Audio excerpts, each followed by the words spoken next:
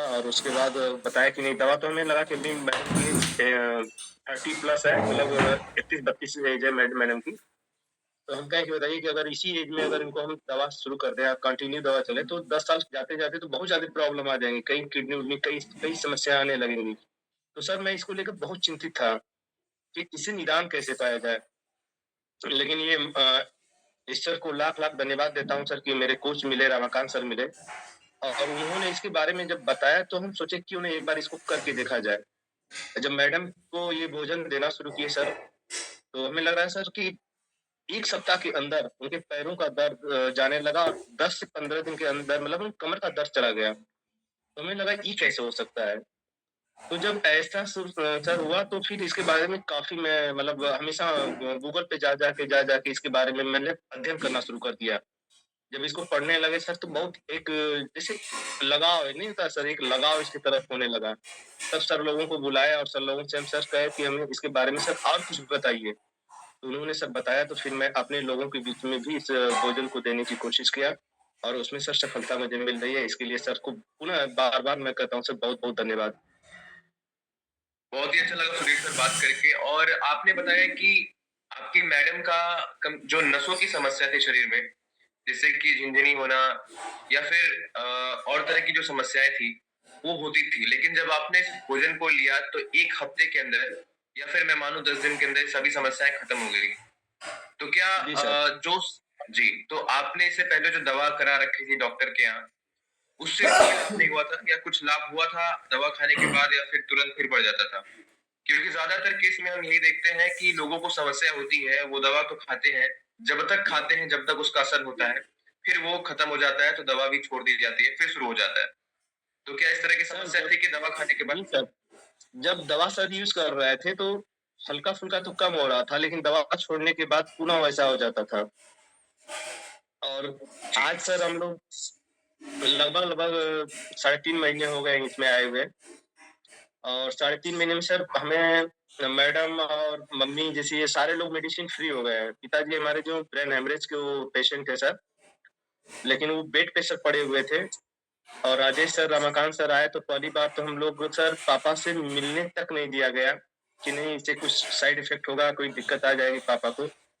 लेकिन सर जब इसके बारे में काफ़ी कुछ जाने और काफ़ी कुछ अध्ययन करने के बाद जब इस पे मुझे ज्ञान अर्जित हुआ सर, तो सर से पूछ कर पूरा पूरा नाइट वर्क और बीटा हार्ट ऐसे और उसको को न्यूट्रिशन के साथ जब देना शुरू किए सर, तो हमें लग रहा है सर हमें 10 से 15 दिन जब पापा को ये दिया गया, तो ऑन बेड थे सर, वो बेड से उठकर चलने लगे। सर ये बहुत बड़ी खुशी हुई और जब पापा को लोग आते हैं देखने के लिए, तो वो कहते ही नहीं कि नहीं नहीं, मतलब चेहरे से लगता ही नहीं कि ये ब्रेन हेमरेज के मरीज़ थे और इस तरह ऐसे दिखने लगे अचानक।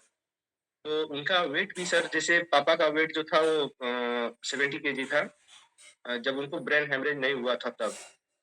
और उसके बाद उनका वेट गिरते-गिरते 39 केजी आ गया था, क्योंकि अनवेट थे और लगभग 1 महीने से ऊपर आईसीयू में थे सर।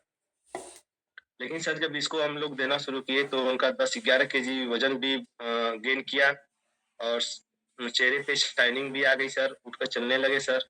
तो सर मतलब हम क्या बताएँ सर, बार-बार जब ये बात देख सुनते हैं, सोचते हैं तो सर लोगों को दिल से धन्यवाद देते हैं कि उन लोगों ने ईश्वर के भेजे हुए फरिश्ता बनकर आए थे सर घर पे और जो कि हमारे परिवार को एक अलग सी खुशी मिली सर।